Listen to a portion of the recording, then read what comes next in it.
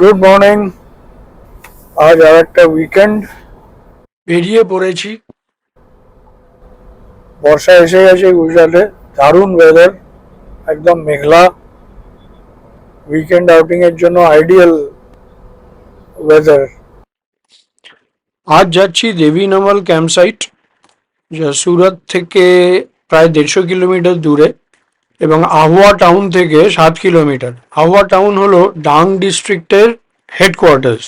আর গুজরাতের বিখ্যাত hill station Saputara থেকে 30 কিলোমিটার, মহারাষ্ট্রের নাসিক সিটি থেকে 120 কিলোমিটার, প্রায় 2.5 ঘন্টা লাগে। হাজিরা থেকে 3.5 ঘন্টার মতো লাগার কথা। তো লেটস সি কখন পৌঁছই, সঙ্গে থাকুন। 8:30 নাগাদ আমরা হাজিরা থেকে রওনা হয়েছি। আজকে আমার সঙ্গে ধর্মেশ আছে অ্যাজ ইউজুয়াল, এবং তেজেশ আছে, মাই কলিগ। तेजस, धर्मेश कहाँ छुप के बैठा है? আজকের অরবিন্দ ভাই আমাদের পাইলট। অসুস্থতার কারণে আমার ড্রাইভ করার পারমিশন নেই, তাই অরবিন্দ ভাই আমাদের আজকের ঘোরাচ্ছে।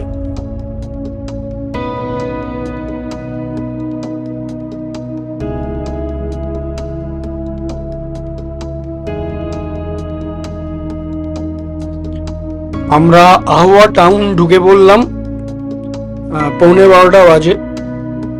রাস্তার দুধারে হাট বসেছে, শাক সবজি ফল মূল মনিহারি জিনিস কিছুরই বাদ নেই। দেবীনামাল ক্যাম্পসাইট এলাকায় ঢুকে পড়লাম। দুপুর 12টা বাজতে কয়েক মিনিট বাকি।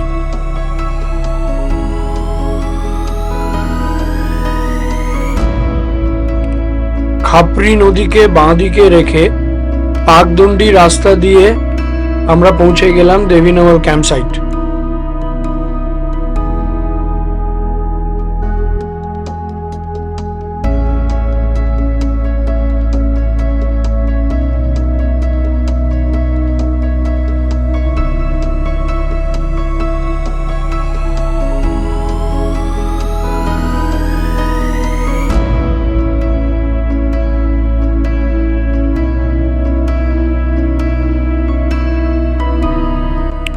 ক্যাম্পসাইটে এসে চেক ইন করেই আমার সেনাবাহিনী লেগে গেল টার্প টেন্ট খাটাতে।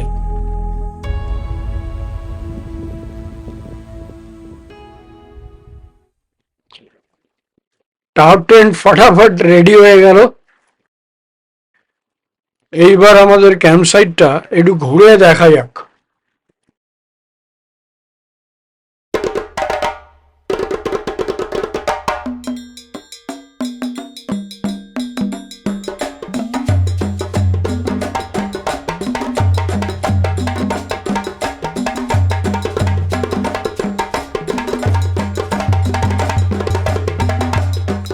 শাল আর সেগুনের জঙ্গলের কোলে অবস্থিত এই ছোট্ট ক্যাম্পসাইট।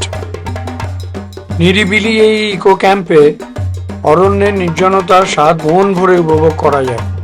টুরিস্টের ভিড়ভাড় তেমন নেই, তাই পরিবার বা বন্ধু বান্ধবের সঙ্গে উইকেন্ডের 2 দিন কাটানোর জন্য আইডিয়াল স্থান, বিশেষত যারা নিস্তব্ধতার মাঝে প্রকৃতির সঙ্গে মিশে যেতে পছন্দ করেন।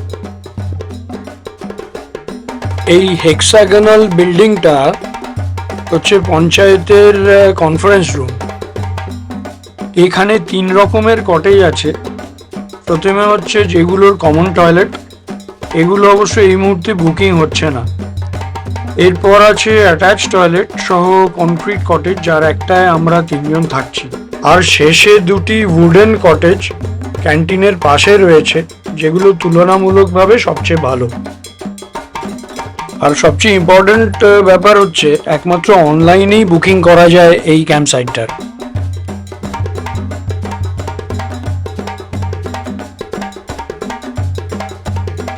এটা একটা মিনি অ্যাডভেঞ্চার পার্ক। দেখতেই পাচ্ছেন বিভিন্ন প্রকার জঙ্গল অ্যাডভেঞ্চারের মিনি মডেলস বানানো আছে, যেখানে বাচ্চা থেকে বৃদ্ধ চাইলে এনজয় করতে পারবেন। এটা ওয়াচ টাওয়ার, এখানে সবাই ট্রি হাউস বলে যদিও। যার উপর থেকে আশপাশের জঙ্গলের সুন্দর ভিউ পাওয়া যায়। তবে স্ট্রাকচার কমজোর হয়ে পড়ায় উপরে ওঠা আপাতত বন্ধ আছে। এখানে প্রতিটা কটেজের নাম একটি পাখির নামে, যেমন Asian paradise flycatcher, red vented bulbul, white breasted kingfisher, Indian grey hornbill এবং সবশেষে আমাদের কটেজটা এশিয়ান কোয়েল মানে কোকিল। আমাদের রুমটা দেখাই, আরসিসি ক্যাটাগরি। কটেজের সামনে একটা ছোট্ট ব্যালকনি, ব্যালকনির ওপাশে জঙ্গল।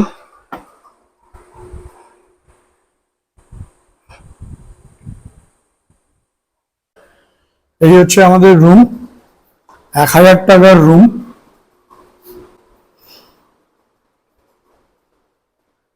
একটা বড় ডাবল বেড, রুমটা যথেষ্ট বড়, একটা এক্সট্রা ম্যাট্রেসও রাখার মতো জায়গা আছে। একটা বড় জানলা, একটা আয়না,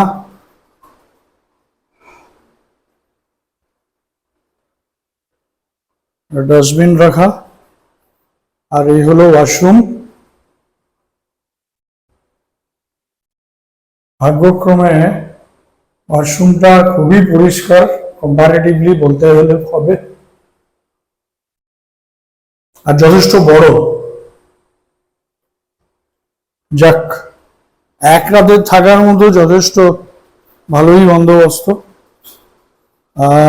খুব ভালো তো বলা যাবে না, কিন্তু ঠিক আছে, আমাদের পরিবেশটা এত সুন্দর, সেখানে এইটুকু কম্প্রোমাইজ করা যায়। দূরে বোর্ডে এখানকার কিছু গাইডলাইন্স দেওয়া আছে। এখানে সমস্ত রেটস গুলো দেওয়া আছে। কটেজ রুম 800 টাকা পার ডে, উডেন কটেজ 1200 টাকা পার ডে, গাইড নিলে জঙ্গল ট্রেলের জন্য 200 টাকা, ক্যামেরা ইউজ করলে 100 টাকা, ভিডিও যদি করা হয় বা ড্রোন উড়ালে 500 টাকা।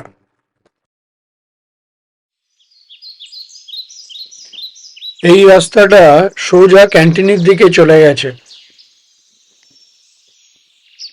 আর এইটা হচ্ছে আউটডোর ডাইনিং এরিয়া।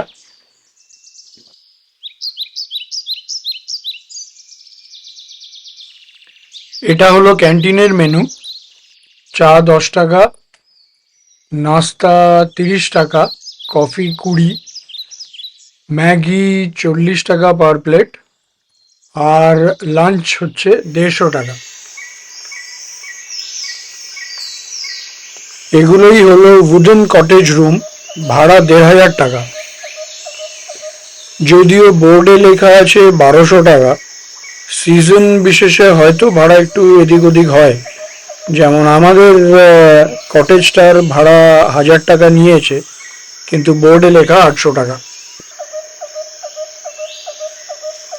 ছোট্ট ব্যালকনি। এই রুমটা অনেক বেটার লাগছে, সুন্দর ওয়াল হ্যাঙ্গিং, একটা ফটো আছে,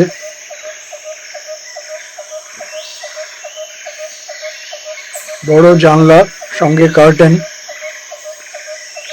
এখানে টিভি রাখার অ্যারেঞ্জমেন্ট রাখা আছে, একটা এন্টারটেনমেন্ট ইউনিট ছোট্ট, কিন্তু আপাতত টিভি এখনো লাগেনি, হয়তো লাগবে ভবিষ্যতে। এখানে একটা ওয়ার্ডরোব দেওয়া, যেটা আমাদের রুমে নেই। ওয়াশরুম ছোট হলেও খুব পরিষ্কার পরিচ্ছন্ন। এই মুহূর্তে পাওয়ার নেই, সেই জন্য ভালো করে দেখানো গেল না।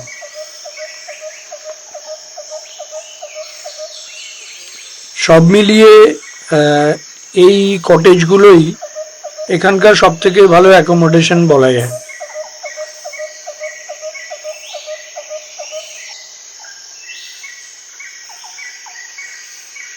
এই ক্যাম্পসাইটের আর একটা বিশেষত্ব দেখলাম, সমস্ত গাছের কিন্তু নাম লেখা আছে।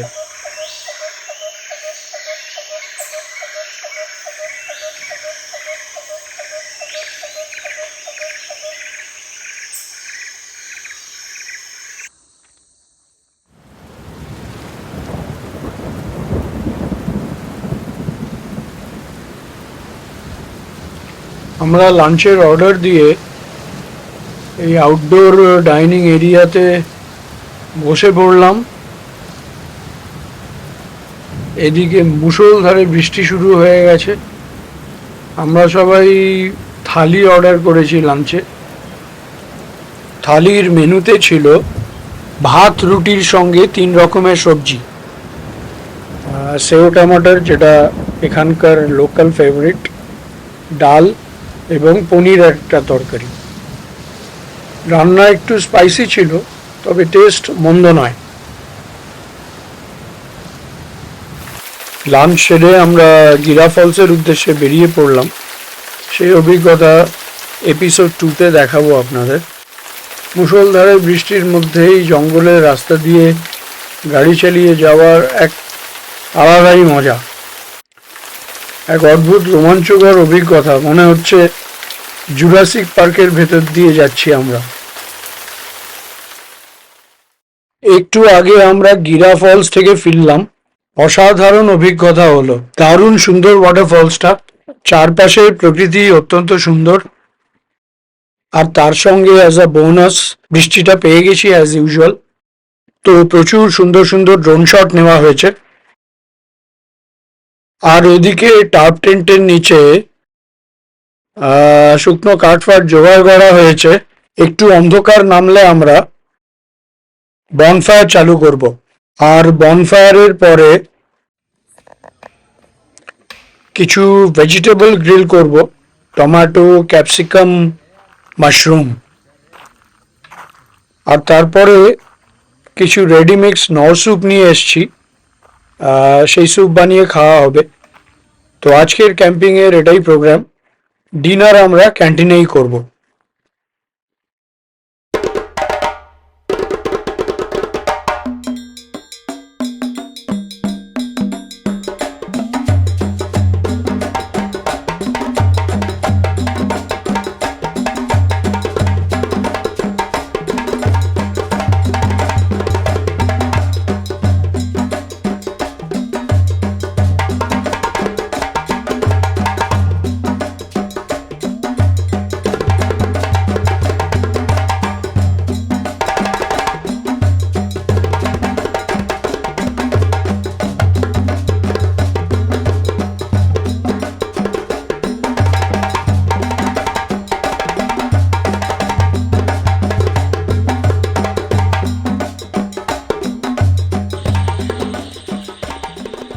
तुम्हारा खत्म? Finish finish. अच्छा बना ना, पूरा बर्न फ्लेवर है, फ्लेवर एकदम स्मोकी। Yes, smoky flavour. সুপের জল চেপে গেছে। জল গরম হলেই স্যুপ রেডি 1 মিনিটের মধ্যে। ভেজ সুইট কর্ন স্যুপ তৈরি হচ্ছে। চিয়ার্স।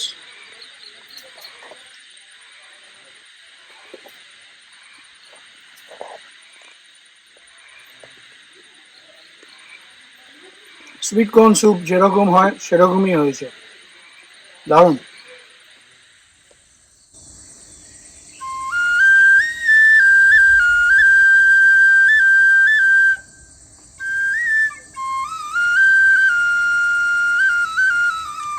সারাদিনের ঘোরাঘুরিতে আর বৃষ্টি ভেজা শীতল পরিবেশে ঘুম আসতে বেশি দেরি হয়নি।